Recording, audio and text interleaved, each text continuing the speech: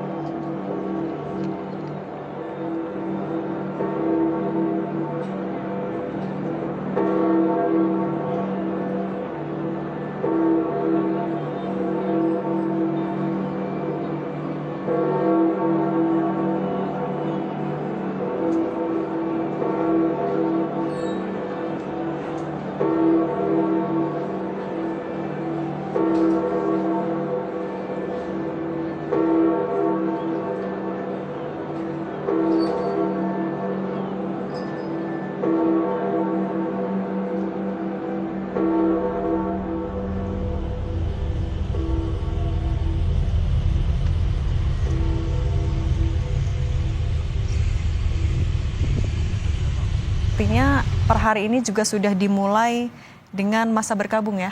Hari ini, dari hari ini sudah dimulai dengan Novendiale, yaitu masa 9 hari setelah pemakaman. Periode ini akan diadakan misa harian di Basilica Santo Petrus untuk mengenang Paus dan mendoakan jiwanya. Termasuk juga dari Keuskupan Agung Jakarta juga memberikan arahan yang juga sama. Nah, selama 9 hari ini tadi selain misa, apalagi yang bisa dilakukan umat Katolik juga untuk menyampaikan doanya? Tentunya dalam Gereja Katolik untuk penghormatan dan mendoakan arwah atau jiwa Paus Fransiskus sangat penting dan biasanya dilakukan dalam doa atau dalam misa, dan juga tentu setelah diperbolehkan untuk bisa mengunjungi makam Paus Fransiskus, pastinya umat akan datang untuk melihat dan berdoa. Biasanya berdoa di depan makam Paus Fransiskus. Biasanya itu yang terjadi. Dan ini juga iring-iringannya, ya kita juga jauh tapi bisa merasakan betapa emosionalnya umat Katolik yang ada di sana. Mas Erlip, apa yang juga biasanya terjadi ketika rangkaian iring-iringan jenazah seorang paus sedang diantarkan? Nah, ini suatu hal yang baru ya untuk masa kita ini, di mana Paus Fransiskus meminta dikubur di luar dari Santo Petrus. Jadi merupakan hal yang baru bagi kita, dan proses pengantaran jenazah Paus ke Basilica Santa Maria Maggiore ini akan tentunya mengundang banyak umat untuk berdiri di pinggir jalan untuk bisa menemani beliau dan tentunya mendoakan jiwa beliau bahagia di surga. Sudah lama sekali tidak ada rangkaian ini. Terakhir kapan Mas Erle pada paus yang dimakamkan di luar dari Basilika Santo Petrus? Sudah bahkan berapa abad yang lalu dilakukan, karena yang baru-baru masa kita ini hampir semua ada dimakamkan di bawah Basilika Santo Petrus.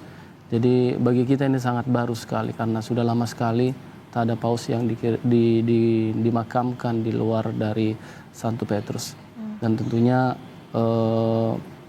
akan menjadi tempat yang akan sangat dikunjungi Santa Maria Maggiore ini di Italia. Dan iring-iringan ini juga akan melewati Fori Imperiali Roma, tempat kuil-kuil kuno kota itu berada, dan juga Colosseum. Dan ini ya menjadi salah satu umat Katolik yang sedang berada di kawasan Roma, Italia, sudah bisa hampir dipastikan akan melihat prosesi itu secara langsung. Dan Mas Erlip, yang juga menarik adalah soal pemilihannya tadi, Basilika Santa Maria Maggiore. Kedekatan emosional luar biasa yang dimiliki oleh Paus Fransiskus. Bisa Anda gambarkan juga seperti apa kecintaan Paus Fransiskus dengan Basilika Santa Maria Maggiore? Kecintaan beliau pada Basilika Santa Maria Maggiore ini karena keberadaan dari ikon Bunda Maria dengan bayi Yesus, atau dikenal dengan ikon Salus Populi Romani, di mana beliau meminta doa melalui perjalanan apostoliknya keluar bisa berjalan dengan baik. Itu disampaikan melalui Bunda Maria, sosok ibu bagi dia saya rasa, yang bisa mendoakan beliau dalam setiap aktivitasnya, kegiatannya di luar dari Vatikan. Dan tentunya informasi yang juga saya dapatkan itu bahwa makamnya dia itu berada dekat dengan altar Santo Fransiskus. Ada altar yang didedikasikan untuk Santo Fransiskus dan dia akan berada di sana juga. Sepertinya semuanya sudah dia pikirkan dengan sangat baik. Dan keluarganya, kakek nenek ayah dari Paus juga pernah tinggal sebentar di dekat Basilika Santa Maria Maggiore ya? Ini saya kurang tahu kalau untuk keluarganya, tapi yang pasti orang tuanya itu atau kakek neneknya berasal dari utara Italia, dari daerah Liguria, dan juga sampai sekarang dia punya beberapa sepupu ya, yang punya hubungan intens juga dengan beliau. Mas Erlip, ini kalau siapa saja sebenarnya yang bisa ikut dalam rangkaian jenazah Paus Fransiskus mengantar sampai ke Basilika Santa Maria Maggiore? Untuk yang mengantar ini pastinya beberapa para kardinal yang hadir di sana, dan juga keluarga pastinya, dan juga di nanti Santa Maria Maggiore akan ada yang menantikan, umatnya juga menantikan, yang sudah perwakilan-perwakilan yang akan menyambut beliau di sana. Dan di sisi jalan tidak terputus umat Katolik yang ingin turut mengantarkan kepergian dari seorang Paus Fransiskus yang memang dikenal begitu ramah ya Mas Erlip? Iya, betul sekali. Dan ini adalah kesaksian dari buah, boleh kita katakan, dari apa yang sudah dia taburkan di dalam hati umat Katolik. Khususnya kita tahu bahwa Paus itu adalah uskup dari kota Roma. Jadi bagi umat di Roma, dia adalah uskup. Untuk dunia dia adalah Paus, umat Katolik. Kita lihat beberapa bendera juga dari berbagai negara dikibarkan. Oke. Artinya kalau untuk kan tadi banyak kepala negara yang juga menghadiri misa requiem, apakah mereka juga akan bisa nanti melihat prosesi pemakaman atau seperti apa sebenarnya ritual pemakaman? Saya rasa untuk prosesi pemakaman, pengetahuan saya tidak akan dihadiri oleh para pemimpin negara, hanya sifatnya lebih private ya, beberapa anggota keluarga dan para kardinal. Karena itu seperti biasa, memang seperti itu, tidak dipublish. Berlangsung privat. Ya, lagi-lagi ini umat Katolik yang ada di kawasan Roma mau menyapa langsung memberikan penghormatan terakhir. Dan informasinya juga untuk di Basilika Santa Maria Maggiore juga spesifik ya. Paus ingin dimakamkan di ruang tertentu tadi ya. Iya, di ruang di antara Kapel Salus Populi Romani dan Kapel Sforza. Di antara itu ada satu tempat yang dia sempat lihat ada tersimpan beberapa tempat lilin. Jadi dia bilang, ini tempat ini yang cocok untuk tempat saya nanti untuk dikuburkan. Dan itulah yang terjadi dan dia pesankan untuk dikuburkan di situ. Apa yang disampaikan juga oleh Paus Fransiskus ketika memilih tempat itu selain merasakan adanya mungkin kedamaian di tempat itu sehingga memilih, apalagi yang disampaikan oleh Paus Fransiskus? Saya rasa karena dia keberadaan dari ikon Bunda Maria itu yang merasa bagi dia, saya rasa itu adalah rumah bagi dia. Ada seorang ibu di sana yang selalu mencintai dia. Dan dalam wasiatnya yang dia tulis di bulan Juni 2022 dia menyampaikan itu semua. Bahwa dia akan ingin dikuburkan di Santa Maria Maggiore. Dan setelah pemakaman juga warga bisa langsung mengunjungi makam mulai Minggu pagi, betul ya? Tentunya itu bisa dikunjungi saat dibuka dan biasanya memang tergantung dari jam-jam dari buka basilika dan itu pasti akan ada antrian panjang. Dan ini semua ada yang menepuk tangan. Biasa kalau lewat peti jenazah, khususnya orang yang dihormati. Yang begitu dicintai ya? Iya.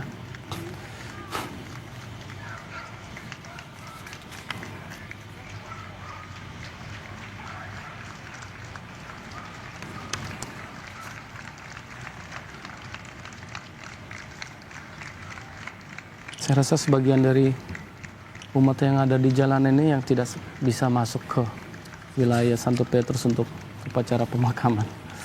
Karena penuh pasti. Tidak tertampung. Tidak tertampung. Dengan banyaknya umat Katolik. Dan mereka sudah menunggu.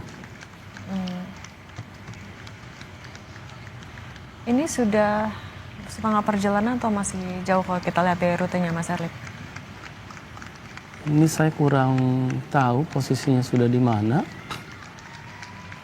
Tapi kalau kita tadi melihat perkiraan waktu ya dengan jarak 5,5 sampai 6 km, tadi berangkat sekitar 17:15 kurang lebih dari Basilika Santo Petrus menuju ke Basilika Santa Maria Maggiore.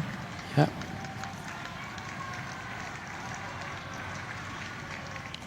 Mas Erlip, kita juga berbicara lagi soal kesederhanaan seorang Paus Fransiskus yang juga bukan hanya prosesinya yang dia minta berlangsung sederhana, makamnya pun sederhana, ditandai dengan satu kata ya, hanya Fransiskus. Fransiskus. Dia hanya mau tertulis Fransiskus.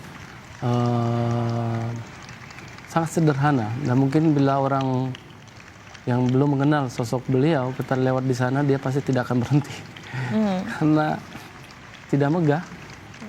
Hanya tulisan di bawah, saya lihat itu di bawah, Fransiskus dan salib paus yang selalu dibawa. Mungkin orang tidak akan langsung tertarik. Nggak sadar ya? Sadar bahwa itu adalah tempat dari paus, seorang paus gitu loh.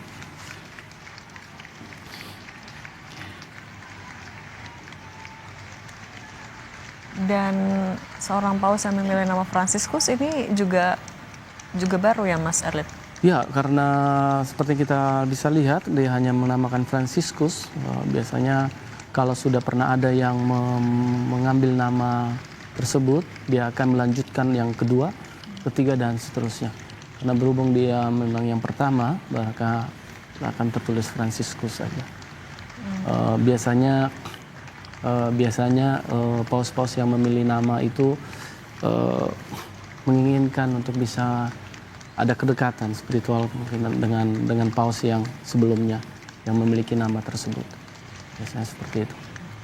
Dan pemilihan nama Paus Fransiskus ini juga akhirnya betul-betul bahkan dirasakan ya tadi sebagai santo pelindung orang miskin. Kalau dari Mas Erlip, apa yang bisa Anda ceritakan soal pemilihan nama Paus Fransiskus itu? Kemudian bagaimana kiprahnya, bagaimana ia menjalankan nilai-nilai ataupun juga arti dari nama Fransiskus? Pemilihan Paus Fransiskus ini sebenarnya tidak ada yang menduga, karena seperti biasa kita terbiasa dengan setelah Paus meninggal akan ada keluar beberapa tokoh-tokoh yang disebutkan. Tapi ketika dia terpilih tidak ada yang menduga bahwa dia akan menjadi Paus. Dia berasal dari tempat yang jauh dan dalam kehidupannya pun di Argentina dia sudah menjalani hidup yang sangat sederhana. Dia menggunakan kendaraan umum sendiri, tidak kehidupan sejalan dan hidup dengan para imamnya dia bersama-sama. Dan itu yang dia bawa sampai ketika dia menjadi paus. Dia tidak tinggal di istana, tapi dia mau di Santa Marta, tempat di mana dia bisa bertemu dengan para kardinal dan orang-orang yang dengan lebih gampang bisa berkomunikasi dengan mereka. Dan tentunya pilihan nama Santo Fransiskus adalah bisa dijadikan acuan bagi beliau bagaimana dia akan mengemban tugas sebagai seorang pemimpin gereja. Paus Fransiskus ini berarti pada konklav pada 2013. Ya, saat itu bukan sosok yang difavoritkan dalam tanda kutip, ternyata keluar sebagai Paus Amerika Latin pertama dalam sejarah. Dalam sejarah, betul sekali. Dan ya seperti saya katakan tadi tidak ada yang menduga, makanya selalu konklav itu menjadi bagi umat Katolik menjadi suatu karya Roh Kudus yang mengarahkan para bapak-bapak kardinal untuk memimpin penerus Petrus. Bisa kita katakan penerus Petrus bukan penerus paus sebelumnya, tetapi penerus Petrus. Kita berada sekarang di Altare della Patria, di Piazza Venezia ini dekat Colosseum. Sebentar lagi dia akan melewati Colosseum, Forum Imperiale. Ini artinya kalau jarak dengan Basilika Santa Maria Maggiore masih jauh atau sudah mulai dekat? Kemungkinan besar sudah dekat ini. Dan pengamanan iring-iringan ini biasanya di seberapa ketat sih, Mas Erlip? Sebenarnya seperti biasa Pak Paus itu menginginkan orang di sekitarnya. Jadi saya rasa pengalamannya ya seperti biasa standar. Memang untuk misa karena dengan kehadiran dengan para pemimpin negara pasti ada protokol tertentu ya. Tapi di sini coba lihat umat sangat rapi, teratur, menantikan beliau lewat di hadapan mereka. Lagi-lagi membawa kita ke memori September di Indonesia ya. Begitu dekat sekali jaraknya dengan kaca yang terbuka. Ini juga kurang lebih sama ya. Jarak yang tidak jauh antara sisi para umat Katolik dengan mobil. Iya, dan semua bertepuk tangan. Nah ini ciri khas di sana, di Italia. Ketika seorang dibawa ke tempat pemakaman, itu akan ditepuk tangan. Seperti itu. Kita berada di sekitar wilayah ini Colosseum. Sudah ramai yang menunggu. Ini daerah dulunya di sini adalah istana Kekaisaran Romawi.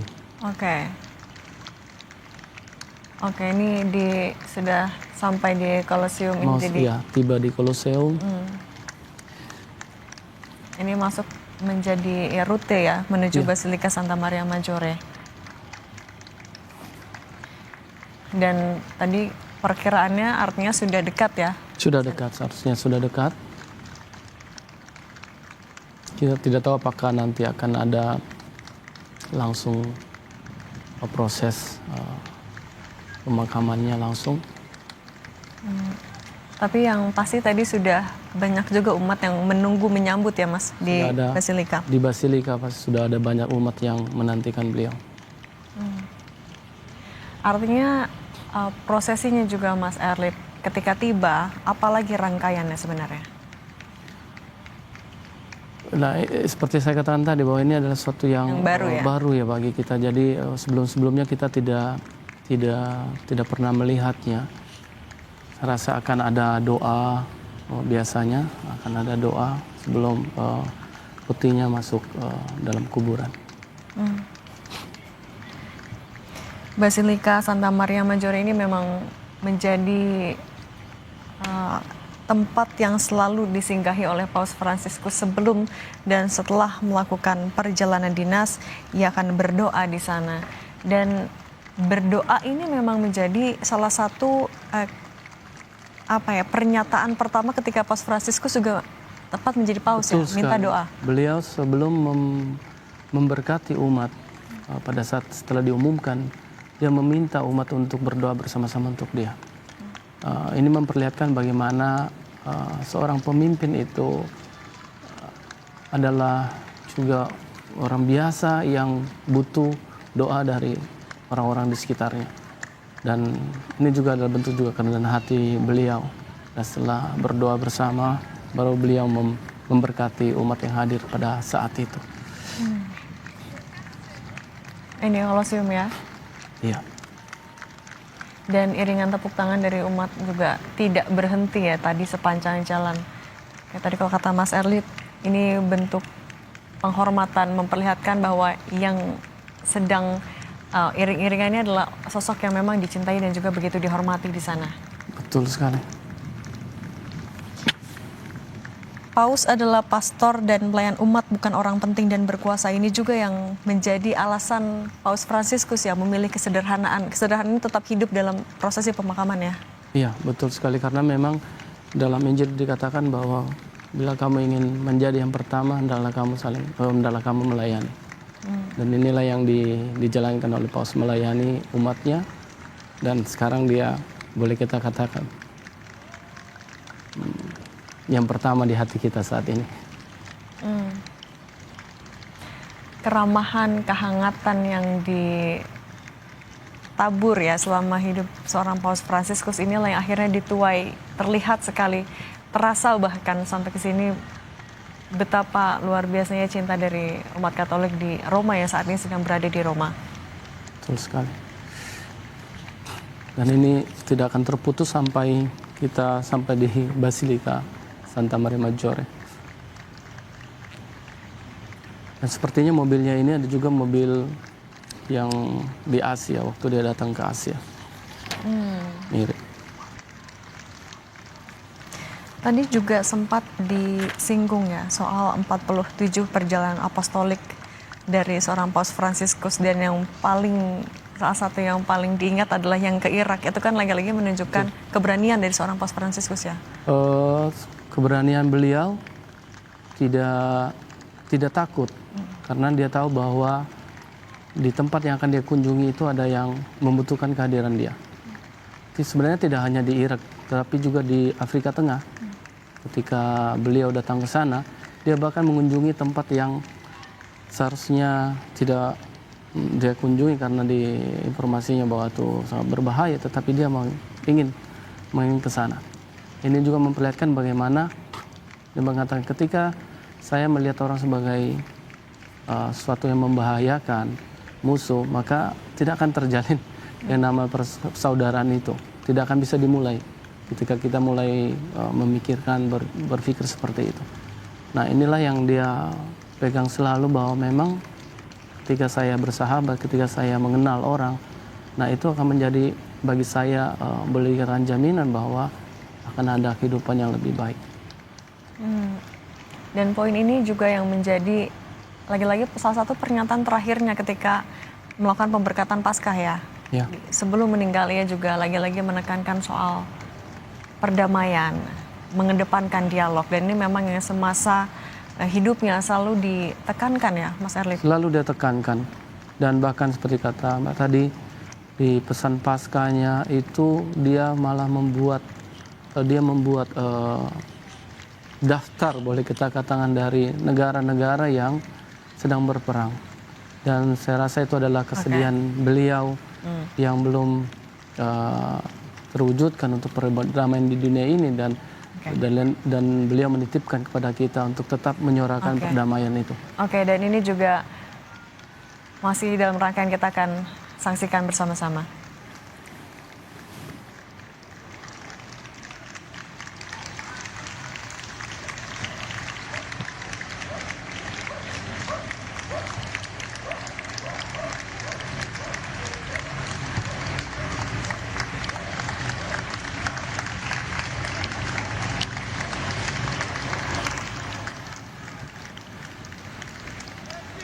Dan selamat beribadah sholat maghrib juga untuk warga Jakarta dan sekitarnya. Kita juga sambil menyaksikan iring-iringan pemakaman Paus Fransiskus.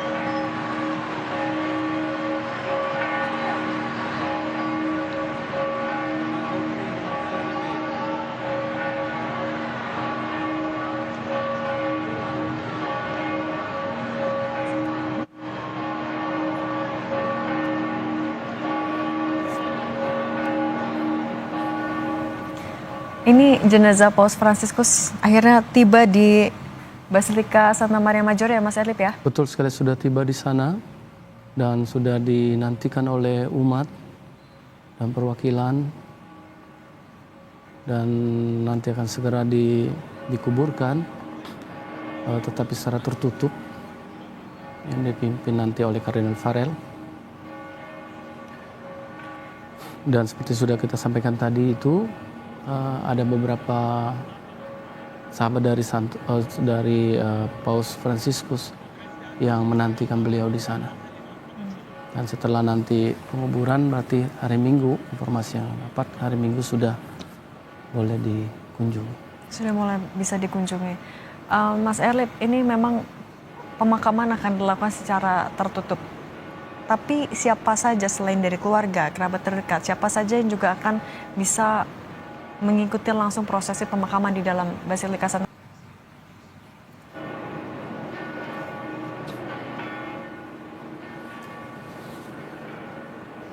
Ini suasana di dalam di dalam Basilika Santa Maria Maggiore. Kalau tidak salah dia akan ada di sebelah kiri dari Basilika. Jadi saat ini Mas Erlip. Seperti sedang menunggu untuk bisa masuk ke dalam. Para kardinal dan umat lain lihat masih bertepuk tangan. Dan kita lihat ini wajah seorang anak yang ada di samping. Ada para pengungsi juga yang hadir, yang dia bawa dari Lesbos. Hadir di sana. Para tahanan, beberapa yang mendapatkan izin keluar secara khusus untuk menghadiri misa pemakaman ini.